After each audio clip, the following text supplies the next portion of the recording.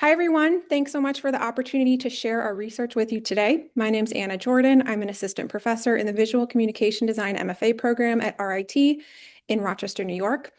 And with me today are my three graduate research assistants, Aisha El Nouri, Unika Dakwa, and Jatin Joshi.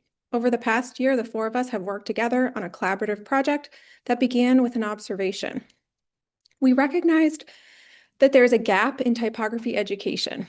Most introductory type courses in the US tend to focus exclusively on Latin letter forms. Non-Latin scripts appear briefly in select general type textbooks, such as Lupton's most recent edition of Thinking with Type, in which she really emphasizes the need for designers to manage diverse linguistic systems. But most general textbooks don't include such a thoughtful examination of the topic. We do see it in highly specialized books that address the technical and cultural complexities of designing with non-Latin scripts, or in a rare elective course at a university, but that's accessible to a very small number of students. Meanwhile, cutting-edge industry design practice is highly multilingual. Designers such as these examples demonstrate what thoughtful, multilingual design looks like at the highest level. Lack of integration into beginning type courses confines the topic to advanced students or those already inclined to it. And we believe education should mirror what is happening in industry. We owe it to every type student, regardless of background or native language, to introduce multilingual type at the very start of their education. And we saw an opportunity to address this gap in our own program. I invited my three graduate research assistants to participate as guest instructors in my Typography 1 class, and together we embarked on a research project investigating a question. We wondered, can short format sprint workshops effectively introduce multilingual scripts into an existing beginning type course? We set out to show that this topic belongs in foundation courses, not just electives, and that it can be easily integrated without completely overhauling the existing curriculum. The solution that we proposed and tested was a series of 3 single-session workshops. Each workshop was about 2.5 hours, just one class period. This format allowed us to easily insert the workshops into the existing Typography 1 course. We focused on one script per workshop. Each workshop would be led by a graduate instructor with personal experience in the script. I taught Arabic. I taught Hangul. I taught Gujarati. The students were enrolled in the Typography 1 class. This was everyone's first typography class. No prior experience with Arabic, Hangul, or Gujarati. These students were from very diverse backgrounds, but all beginners. Exactly the audience this intervention is designed for. The graduate instructors designed assignments to achieve these learning objectives. And the learning outcomes were developed using Bloom's taxonomy, spanning cognitive levels from recognition through evaluation, as well as affective goals around confidence and curiosity. To teach the outcomes, all three workshops implemented a method that we call learn, play, make. Learn, gain just enough structural knowledge of the script to begin working with it. Play, explore its formal qualities freely without worrying about 100% correctness or fluency. And make, channel that exploration into a finished design outcome within a single 2 to 3 hour class session.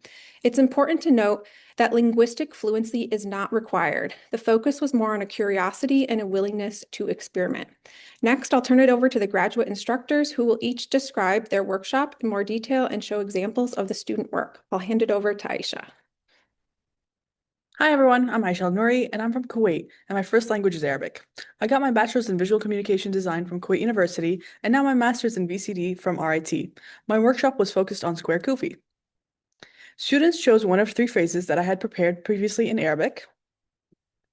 The assignment was to translate a phrase in Arabic to square kufi lettering. Square kufi is a geometric style of Arabic calligraphy. It contains 4 main variants: basic, stylized, rotational, and bold. In square kufi, the colors in this diagram show how the letters transforms in each variant. Students started sketching on grid paper, then moved on to vector. Here we see students exploring typographic decisions such as alignment and spatial rhythm. Once the sketch felt resolved, students moved to Illustrator to build it after a quick demonstration on the Shape Builder tool. The grid logic of square kufi translated naturally to vector. The jump from sketch to vector is where work became design: clean edges, consistent stroke weight, and deliberate spacing. From sketch to vector to the final form, a successful translation of phrase to form. Here we see two finished pieces, two different phrases, and two different treatments. Neither student had worked in Arabic 3 hours before this. The top line shows the basic style of kufi done in a light blue color. The bottom shows the first 3 words of that same phrase in a bold style with a negative to positive ratio of 1 to 3. Hi everyone, I'm Unika and I am from Nepal. I'm fluent in English and Nepali, and I started learning Korean as a teenager because of my interest in the language and culture. Over time, I've built a strong understanding of Hangul, which enabled me to effectively lead and facilitate this workshop. This workshop is inspired by dojang stamps, a traditional Korean seal used instead of a signature. It's stamped with red ink called inju. I prepared each student's name in Hangul before the workshop to ensure the first thing they built was personal, not academic. The Hangul workshop was divided into 2 parts: creating a dojang stamp using your own name in Hangul, then using the Hangul letter form to design a postcard exploring Illustrator tools such as repeat patterns. Once students could write their name in Hangul, they started sketching their dojang stamp variations inside geometric containers. Then they moved to vector translation. Then we moved on to Adobe Illustrator and explored creative patterns to create the front design of a postcard. All of the students used their own styles. Here you can see the dojang stamp applied in the postcard. The student also used the same letter forms in both radial and grid repeating patterns to create textures for the background of the postcard. This one reads almost like a woven fabric. The letter forms at different scales, the dark ground giving it depth. And here you can see the Hangul forms using the radial repeat tool become a snowflake. Now I'll hand it over to Jatin. Hi everyone, I'm Jatin. I'm taking over this section to dive into the Gujarati workshop. The goal here is simple. We are stepping outside the Latin alphabet comfort zone to see how entirely different writing system functions and learn 3D effects, blending tools, and more in Illustrator.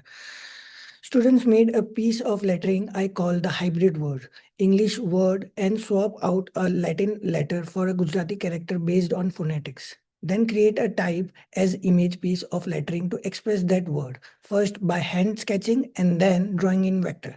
First learning to draw the Gujarati characters, then exploring sketches for possible lettering solution. This student tackled the word sunshine, replacing the sh with the Gujarati. They immediately started exploring the character not just as a letter but as a central illustration.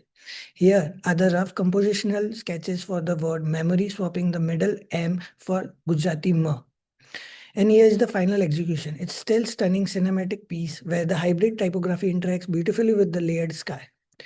Next is sunshine. You can see their rough process here, trying to log in the exact shape and proportion of the sun motif. The warm orange tone gives the Gujarati shirt this amazing radiant energy that drives the whole composition. For friendship, the challenge was pure letter flow. They had to make the script swap look like it belongs in the middle of a continuous sweeping stroke. They translated that flat sketch into this bold 3D calligraphic piece. The warm tones absolutely pops off that deep blue background. Upon completion of the workshop series, we embarked on an analysis to evaluate its success. We wondered if our intervention worked. We evaluated the outcomes to determine if the workshops were effective, what we could improve in future iterations, and we also thought about how it could be replicated in other classrooms. We assessed the effectiveness based on several forms of evidence: the visual work produced by the students, anecdotal feedback gathered through conversation with the students, reflections and observations from the graduate instructors and myself, since we all participated in each other's workshops as students, and written student surveys collected at the end of the series. In our analysis across all the forms of evidence, there were 4 themes that emerged that align well with our goal learning outcomes. And there are several quotes from the student surveys that support our evaluation, so we'd like to share some with you. Our first theme, letter forms, are shapes. Typography is a universal formal system. Students' feedback captured the moment of stepping outside of Latin-centric thinking and seeing typography with fresh eyes. Students recognized that no matter the language, letter forms are built from shapes that carry meaning, and that designers everywhere make similar decisions about balance and form. One student approached the scripts not as languages to be learned, but as typographic systems to be understood visually, describing how the workshops influence how they might use the scripts in branding and design contexts. Design skills are not language dependent. Typography operates as a formal visual system, regardless of language and working with unfamiliar scripts, strengthening students' typographic thinking broadly across all languages. Our second theme, the sprint format reduced fear and stress, making learning feel like play. Student feedback captured the learn by doing spirit of the workshops, which prioritized hands-on exploration and discovery over memorization. Students described the experience as fun, engaging, and uplifting. The inherent limitations of the very short time period transformed a topic that is often intimidating into something accessible. Students knew they were not expected to learn another language in a couple of hours, so they were able to relax and focus on making form.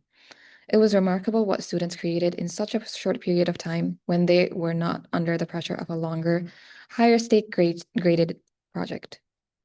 Our third theme, the workshop sparked genuine curiosity and awareness beyond the classroom.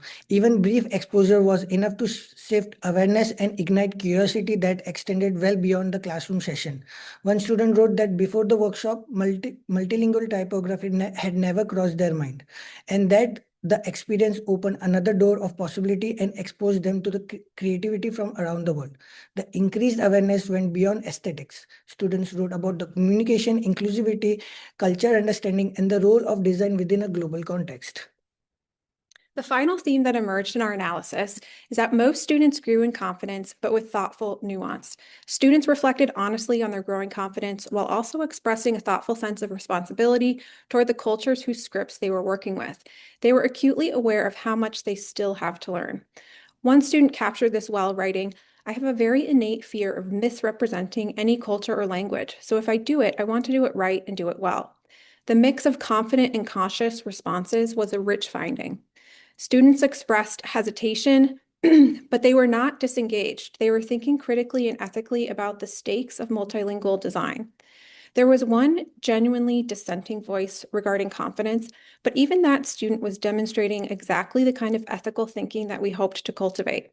This tells us that the workshop succeeded in conveying that multilingual typography is meaningful work that deserves care. It's not just a fun exercise. Our evidence pointed to clear successes, but also provided lots of critical feedback. We have many ideas about improvements we might make in the future iterations, such as minor refinements to individual workshops and more sweeping changes, such as expanding the scope or timeline. So we urge you to consider your existing curriculum. Where could you insert a brief session that opens the door to this topic? If you decide to try this on your own classroom, you do not need graduates to assistants who are native speakers. Fluency is not required. All you need is a basic structural knowledge of a script, a collaborator to critique student work, someone familiar with the script, not fluent. Realistic goals, we are not attempting fluency in short time frame. A contained structure so students can get right into making. Our resources which we used will be shared with you. To close, I want to return to the question we started with. Can short format sprint workshops effectively introduce multilingual scripts into a beginning design course? Based on our evidence, the answer is yes. We hope this inspires you to consider exploring the topic in your own program. The earlier students encounter the full breadth of global typography, the better prepared they will be for the industry that they are entering. Thank you so much for the opportunity to share our research with you. We welcome your questions and your feedback. If you are interested in incorporating this into your program, we are sharing our workshop materials, which you are free to use. We have created a Google Drive that contains all the slideshow, handouts, assignment description. This is all available for download via this QR code. Please check it out. Thank you so much. Thank you. Thank you.